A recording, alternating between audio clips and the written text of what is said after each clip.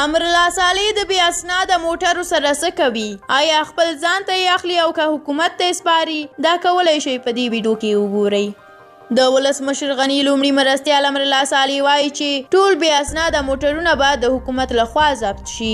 امرالله صالح پر خپله رسمي فیسبوک پاڼه لیکلي دي چې دغه پریکړه نن یکشنبې د میزان په 28مه نیټه د اونۍ په غونډه کې وشوه. د ښاغلي صالح په خبره کلونه کېږي چې بې اسنادو موټرو د مجرمینو په پلټلو او تعقیبولو کې ستونزې رامنځته کړي، نو ځکه یې د ضبط کېدو پریکړه کړې ده. نوموړي موټر لرونکو ته خبرداری ورکړی دی چې مالیې دې ورکړي او خپل موټر قانوني کړي، که نه له درېدو وروسته به د پولیسو په خدمت کې وي.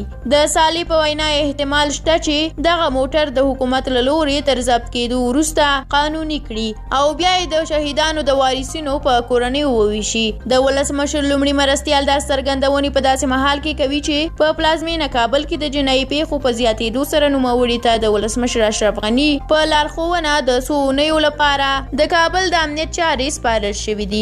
امرالله صالح پرون شنبه په خپل فیسبوک پاڼه لیکلي و چې د قانون د تطبیق لپاره هیڅ ډول مسلات په پام کې نه نیسي او پر غلو او جنایتکارانو به هیڅ رحم ونه کړي او زیاته کړې وه چې کابل ښار کې د غلو، غاصبینو، مجرمینو او مافیایي کړیو لیست له پخوا چمتو شوی چې ډیر زر به د قانون په عملي کېدو سره وضعیت ښه شي.